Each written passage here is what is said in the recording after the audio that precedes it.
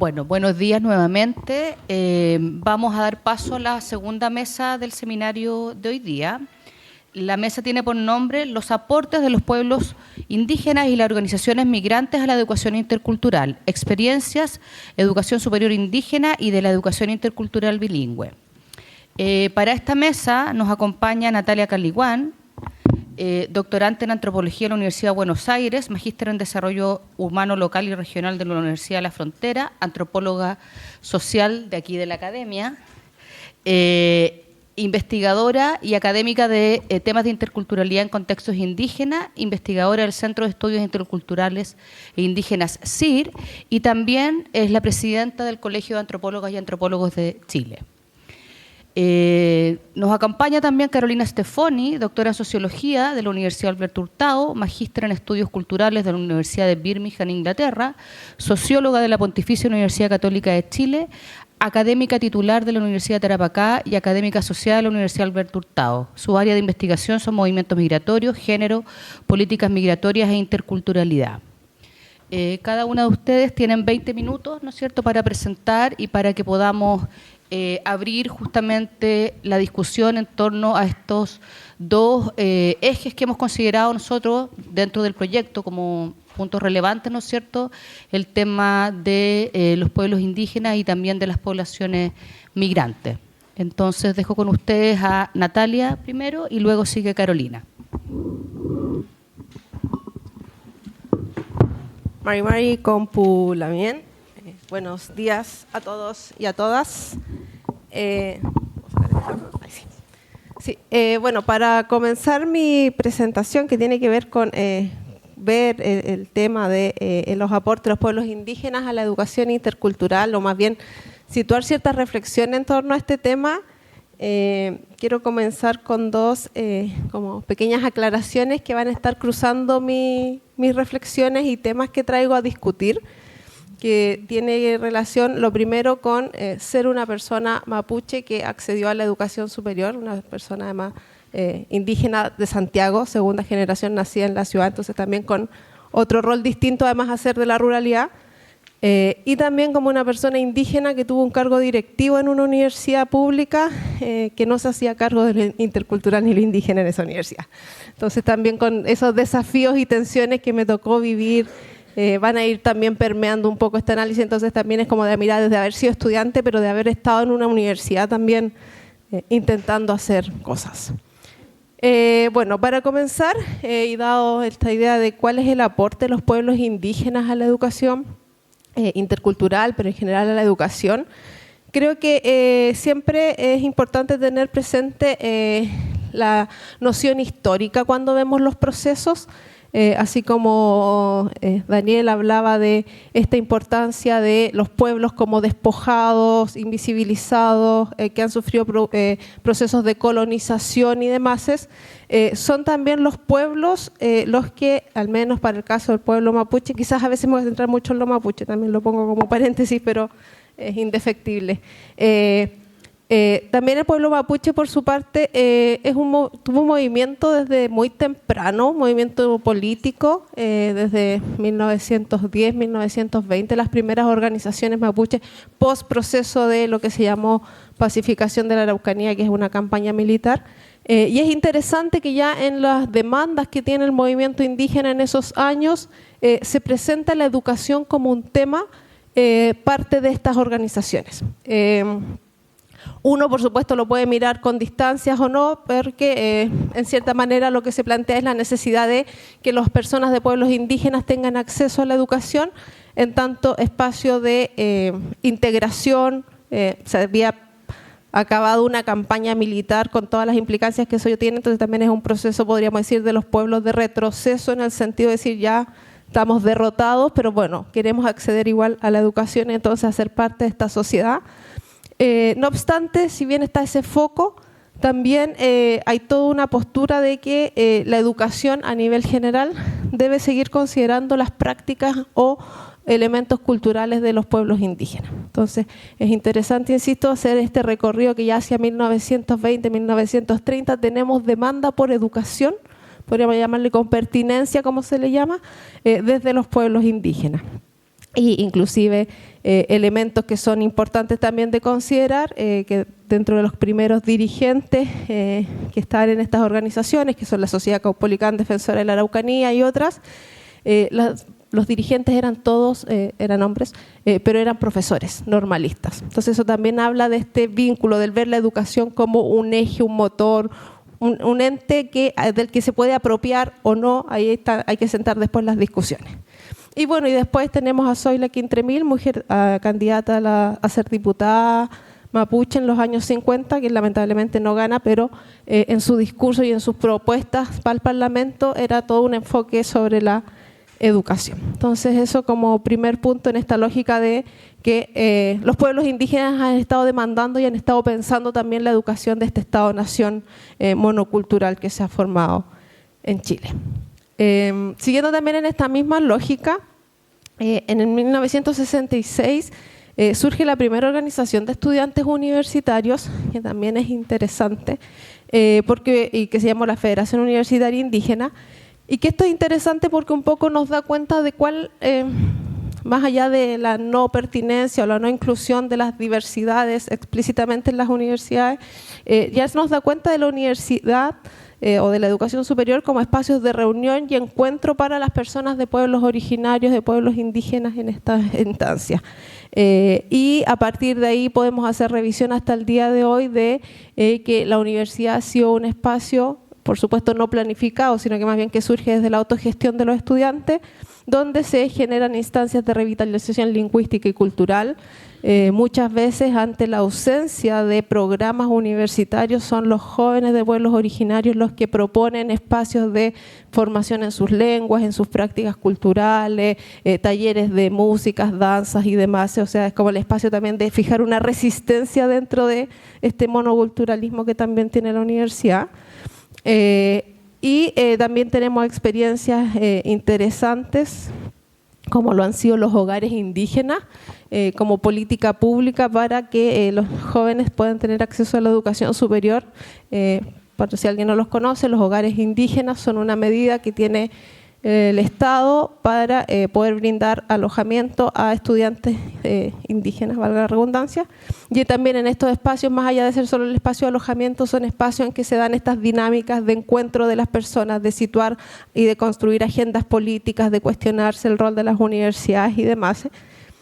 Tenemos también como punto interesante lo que fue cuando fue la Revolución Pingüina, el año 2011, cuando surge estaba previamente la Confech, pero toma fuerza el movimiento que surgió en ese entonces, por ese momento, lo que fue la FEMAE, que fue la Federación de Estudiantes Mapuches, que también pusieron su propio pliego, porque también ellos se dieron cuenta que dentro del movimiento estudiantil también había que hacer valer las demandas de los estudiantes de pueblos indígenas. Entonces también es como esa luz de estar diciendo sí, queremos gratuidad, queremos demás, pero también tenemos una agenda propia de demandas. Y ahí surgen congresos estudiantiles, surgen demandas que está FEMAE, pero también hay otras organizaciones que la han planteado, por ejemplo, la demanda por universidades indígenas, que también muchas veces muy al alero de experiencias internacionales, experiencias que ha tenido el Fondo Indígena, Huracán y otras experiencias en Nicaragua, que un poco se tratan de tomar, también se miran casos de Nueva Zelanda y demás. Y en general tenemos entonces esta universidad como este espacio de creación de movimientos, de orgánicas. O sea, yo misma recuerdo cuando estudiaba aquí en la academia, que fue hace muchos años, que acá estaban los chicos que en ese entonces eran los Huechequechen y Tragún como estudiantes también, y venían con sus vestimentas y hacían música. Y entonces como ese espacio de reapropiarse de espacios o mostrar que se está en los espacios que suelen a uno invisibilizarlo. Por supuesto que la inserción de las personas indígenas en las universidades no está exenta de contradicciones, de problemas. Ya lo mencionaba Daniel también, estas lógicas de las discriminaciones que se viven en la universidad. Tenemos también previamente los temas de las brechas de acceso a la universidad. Generalmente las personas de pueblos indígenas ahora iba cambiando gracias a la gratuidad en parte, pero al menos cuando, no sé, si miramos los últimos 20, 30 años, como la primera generación de estudiantes o de personas accediendo a la educación superior, pero además cruzadas por las interseccionalidades, que también lo decían, que tiene que ver con ser de pueblos indígenas, ser mujer o ser hombre, vivir en las periferias de Santiago, que por ejemplo lo que decía yo en mi caso, yo soy de Pudahuel, entonces también uno trae como esas baterías o esas cargas que por supuesto las universidades no asumen o no tienen necesariamente por qué asumirlas o ni siquiera son temas que se discuten. O sea, cuando yo entré a la universidad nadie me preguntó en la matrícula si yo era indígena. Por ejemplo, cosas que hoy en día ya no nos parecen tan normales y uno va cuestionando, pero en ese entonces ni siquiera se te preguntaban ese tipo de situaciones. Y hoy en día uno podría decir por qué no estaba. Y tiene que ver con lógicas de invisibilizaciones o otras prácticas de estas discriminaciones que ya están institucionalizadas. Entonces, como decía, tenemos estas brechas de acceso que, como bien lo replicaba, han disminuido entre el 2005 y el 2017, son cifras desactualizadas, pero el Consejo Nacional para la Educación había situado que hubo un 69% de aumento de matrícula para personas de pueblos originarios en las universidades en Chile, y eso sin duda que entonces es una... ya, por así decir, es una alerta de que ya no puede seguir invisibilizándose el tema, sino que ya hay que hacerse cargo. Ya no podemos seguir manteniéndolo por el lado como el grupito que se junta en el patio, lo folclórico, lo bonito, sino que tenemos que asumirlo estructuralmente. Ahora quiero hacer como un poco, así como en esta revisión sobre qué han hecho los pueblos indígenas o el rol, quiero mirar un poco las universidades y la educación superior. Pero partiendo un poco de lo que ha sido la política pública en Chile en torno a la educación intercultural, no voy a revisar la política en absoluto, no se preocupen, pero sí ha sido interesante porque es una política pública, al menos en la educación intercultural bilingüe, que surge hacia finales de los años 90, por lo tanto una política con trayectoria, podríamos decir. No obstante, ha sido una política generalmente focalizada hacia la educación básica. Algunos pasitos hacia la educación media y a la educación superior como que nunca se llega, porque además tiene un sistema de que se va reformulando, se va trabajando y cada vez que comienza es como partir de cero desde el primero básico, entonces vamos gradualmente subiendo hasta sexto, séptimo, que es generalmente donde llega, y viene una nueva medida y volvemos a primero básico, entonces como que nunca llegamos a lograr escalar. Y en ese sentido no se ha considerado la educación superior, exceptuando por, podríamos hablar, los hogares indígenas como medida para los estudiantes de educación superior y la creación de carreras para la formación de profesores con mención en educación intercultural bilingüe, que se crearon también hacia finales de los 90, inicio de los 2000, pero que un poco tenía este mismo foco, crear profesores pero para que hagan clases en la enseñanza básica, o sea, siempre el foco era ese. Entonces tenemos una política al debe, por tanto, todavía en pensar la educación superior. Y también un poco, y quizás me voy a adelantar a unas reflexiones, que tiene que ver con, pensamos siempre además la formación como de los docentes en interculturalidad, cuando en realidad debiésemos pensar la formación de todos y todas las personas independientes de su área, con foco intercultural. Y ahí viene otro tema súper interesante que tiene que ver con lo que yo menciono acá como tensiones respecto a la interculturalidad, y que yo creo que son discusiones que no se han resuelto, que tiene que ver con tensión en la interculturalidad pensando en ¿para quién? O sea, ¿a quién la vamos a estar dirigiendo? ¿Solo a los indígenas? Ahora que tenemos el reconocimiento del pueblo afrochileno, incluimos a los afrochilenos. ¿Qué pasa con la población migrante? Que bueno, ahí después la colega entrará. Hay otras diversidades, entonces ¿para quién? Pero además, ¿por quién? Y este tema es súper interesante porque al menos desde el mundo indígena está la constante de decir los indígenas ya somos interculturales. Los indígenas nos movemos en los dos mundos. Sabemos estar en nuestros territorios con nuestras prácticas y demás, y sabemos ir a la universidad y comportarnos en la universidad, por así decirlo. Entonces, ¿nos van a enseñar a ser interculturales nosotros o necesitamos que los otros se interculturalicen? Y es un eterno debate que ha estado además en todos estos años de política indígena. Después tenemos otra tensión, o al menos la que yo visualicé, ¿dónde? O sea, ya, la universidad, pero nuevamente en esta lógica, ¿para quién? para los estudiantes, porque eso también es algo que pasa mucho cuando pensamos en qué se ha hecho o los avances. Siempre se sitúa el foco como hacia esta lógica de los beneficiarios. Vamos a interculturalizar la universidad, entonces vamos a hacer programas para los estudiantes. Pero bueno, en la universidad no hay funcionarios y funcionarias pertenecientes a pueblos originarios o afrodescendientes. La universidad no está en contextos donde hay personas de pueblos originarios o afrodescendientes, entonces es como ampliar esa mirada, vernos que somos comunidades y que por lo tanto tiene que ser bastante más holístico, o sea, que me gusta la palabra, esta intervención o el cómo lo vamos a hacer. Y finalmente, ¿para qué? ¿Para qué vamos a interculturalizar? Vamos a interculturalizar porque es la nueva política de Estado y hay fondos.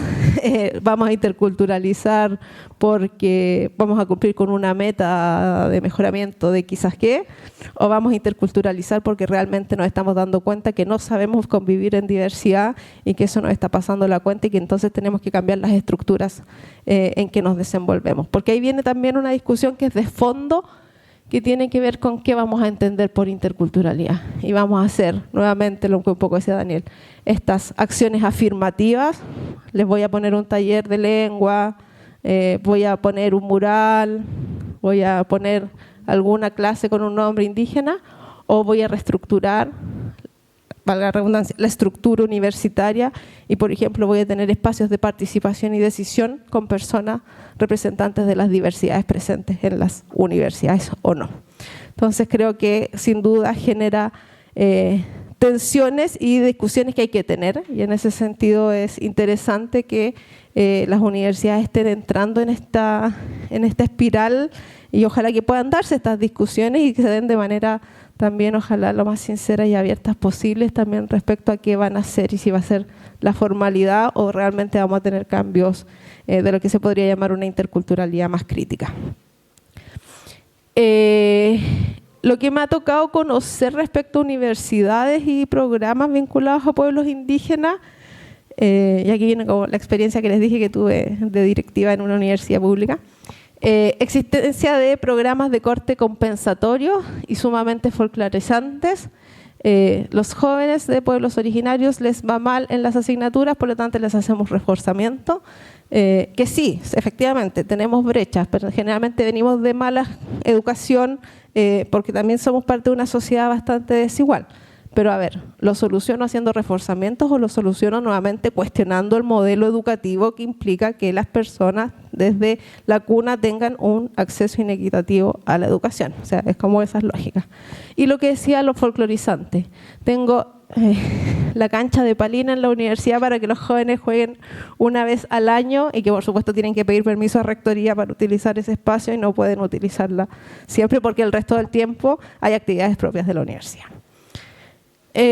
Un tema que ya mencionaba, la invisibilización de los otros actores indígenas dentro de las comunidades educativas.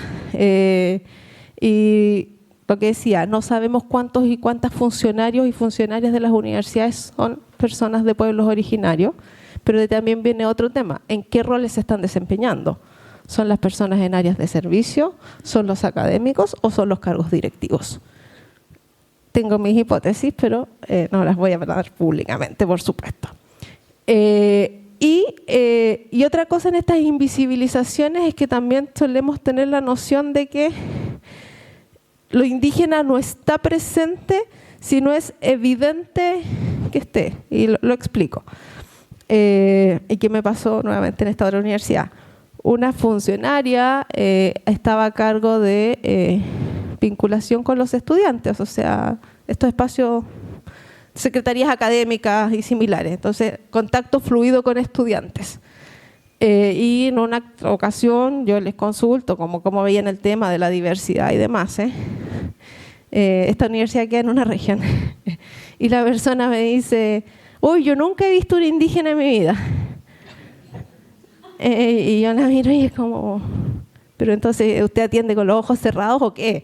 O sea, Era absolutamente absurda su respuesta, pero claro, tiene que ver con, no, es que yo esperaba que la persona venga con su vestimenta tradicional o me tenga un guiño para que yo la pueda reconocer, y no, claramente no podemos caer en esos estereotipos ni prejuicios desde los espacios formativos ni laborales. Entonces también superar que la diversidad está solo presente cuando es la alteridad evidente, sino que en este mismo espacio tenemos diversidad y por lo tanto tenemos que tener los mecanismos para que se pueda expresar de manera adecuada. Y otro tema que también me surgió harto como reflexión y también a veces me pasa con el rol también de investigadora que tengo, que tiene que ver con que hay como proyecciones o roles que uno espera respecto a las personas indígenas. Entonces, lo ejemplifico. Esta persona es indígena, por lo tanto puede ser el funcionario X o el estudiante X, pero como es indígena, él le vamos a pedir que nos haga la ceremonia o a él le vamos a encargar que haga los cursos de...